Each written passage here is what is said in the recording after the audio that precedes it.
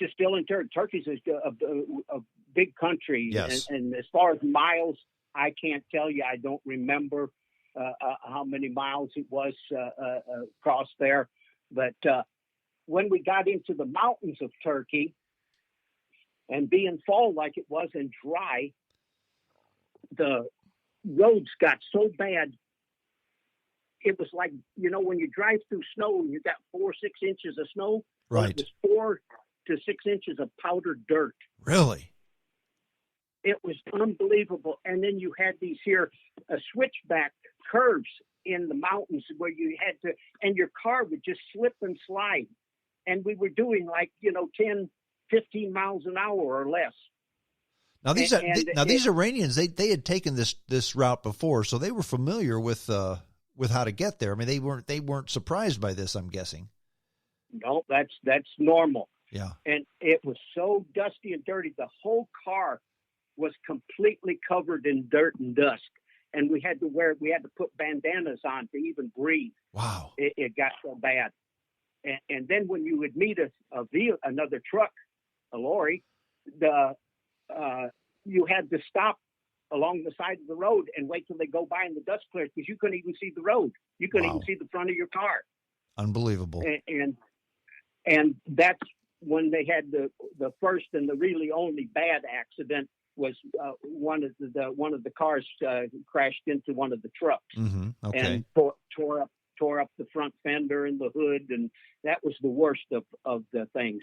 The young woman I was with, she backed into a pole and broke the lens on the left side, the left tail light, and the others all had little accidents.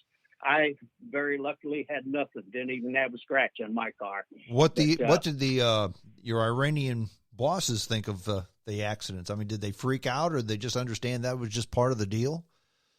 No, they get out their money and they pay them off immediately. Really? Any act, they don't want the cops called. They just pull out their handful of money, and the guy sees it, and they start bargaining on how much it's going to cost them.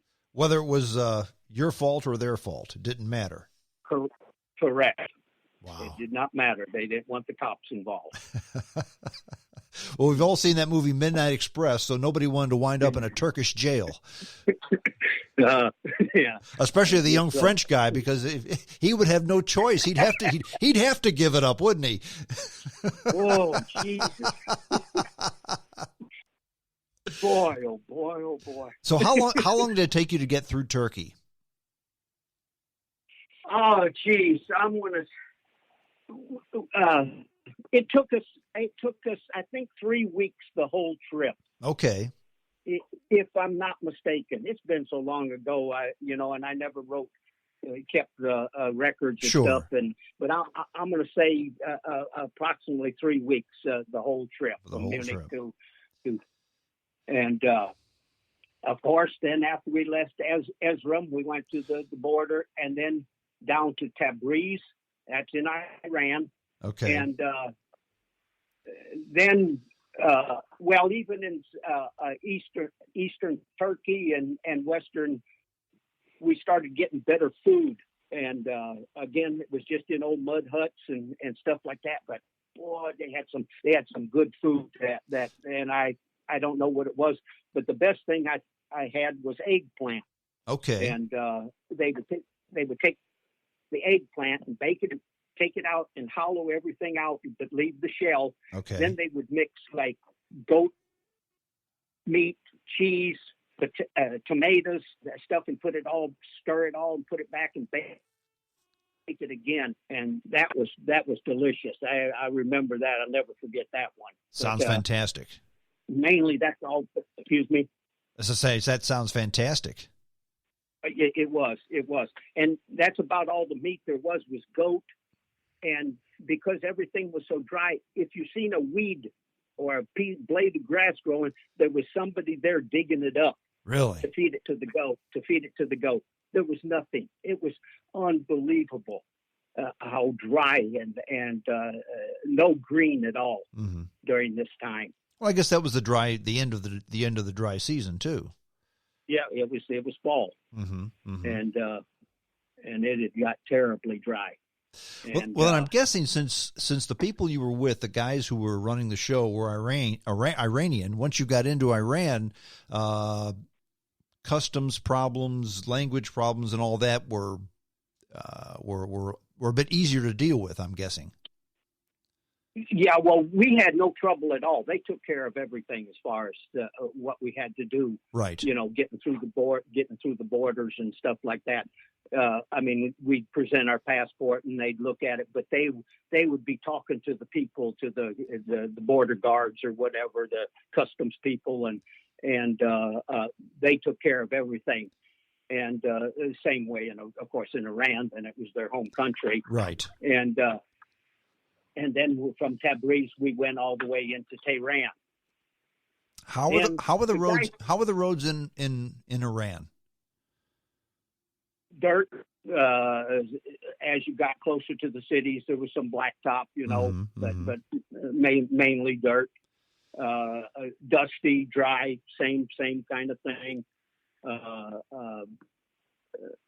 Basically, all through eastern Turkey and Iran was dry and dirty.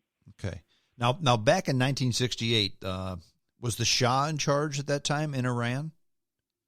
Yes, he was. And once we got to Tehran, the fellow, that's when we found out he had the car dealership. Okay. He invited us to his home to stay, and we ended up staying, I don't know, I think about 5 days or something like that. Maybe 3 days, 5 days. Okay. And he turned out to be a nice man because he just took our passports. He went to the Iran embassy or whatever, and got our car taken out and got it stamped and brought it back to us. And like I said, we were at his house, so we just gave him our passports, and he took care of all of that. Okay. Paid the duty on the cars and everything. But there's a whole story to that down the road here. Then, just living with him at his house, he had a 2-story house, and he had a washer, dryer, television, stereo. All the modern Western conveniences.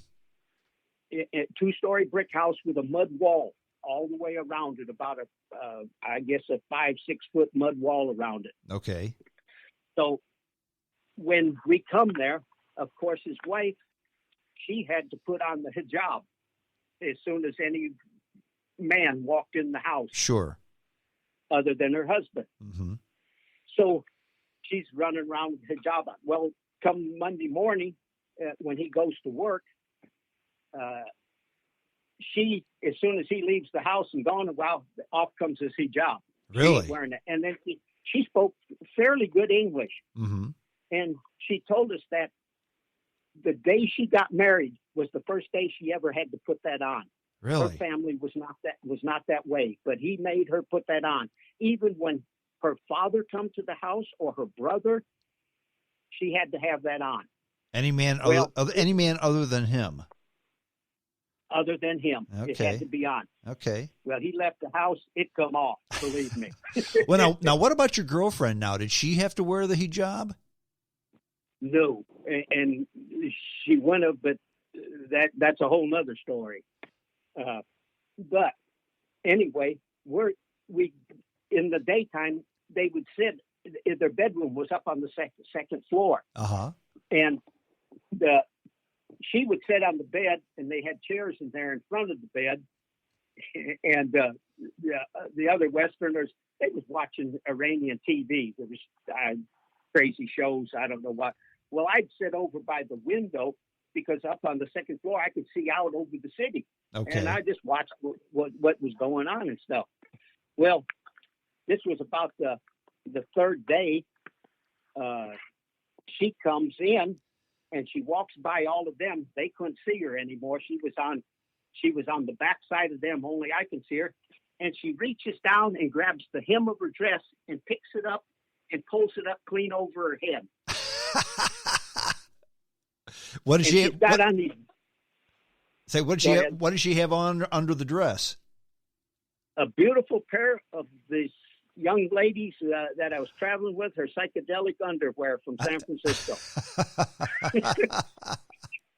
She had went down and stole them out of her bag, out of her pack. Uh-huh.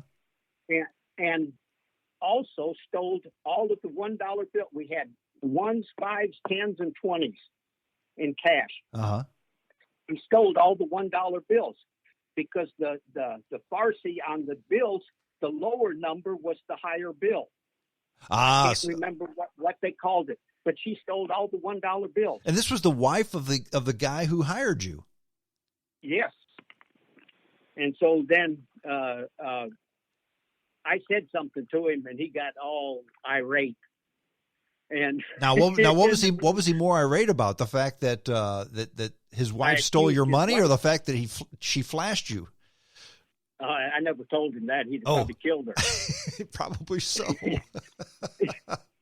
So anyway. Well, hang on just a minute. I got to ask this question. This is two men talking. What did the gal look like? Did she look pretty good underneath those clothes? Yeah, hairy. I mean, it was all around, because them were nice bikini, psychedelic bikini underwear. So there was a lot of hair. Why do you think the old gal did that? Do you think she was interested in you? Did she just want you to see what she had? I mean, was she just the fact that she was in a hijab all the time? She just wanted a little bit of sexual freedom. What was that all about, do you think? Yeah, and I think just wanted me to see what she had or what she did, or I really don't know. On a scale of 1 to 10, where would you have put it, Jerome? Her? Yeah. Oh man, not interested. Too old and too hairy. Well, she wasn't that old. She was probably in her 30s. Okay. Or maybe. Yeah, I'd say 30s. Okay. And he was probably in his 40s or something like that. Okay. The husband. And, I mean, she didn't have a terrible body. She wasn't fat or, nothing like that. Uh-huh. But just not your cup of tea. Correct. Okay. So what did the old man, after you told him that his wife had stolen your money, what did he do? Well, he told us to get out.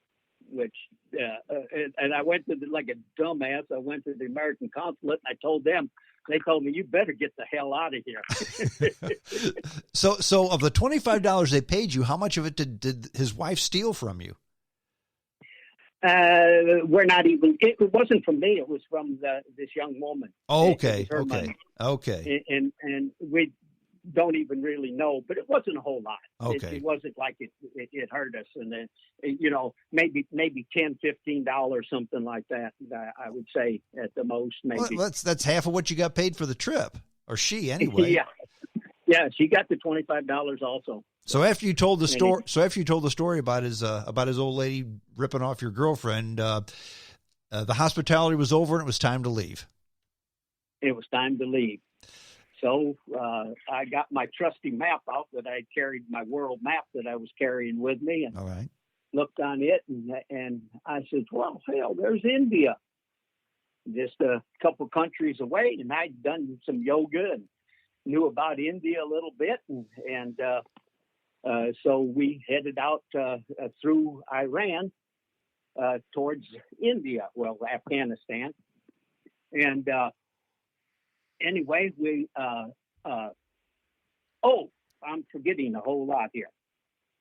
In Tehran, I would just go and walk around the city on them days instead of staying at the house there and watching some dang old Iranian TV. Sure. Would go down to usually the old market. And these shops, they had many shops. They were just little wooden stalls, and you just take the slats away, or the boards of the front of it, and that opens up your stall. And it's just a horseshoe with the front, and then when they put it back and close it up at night.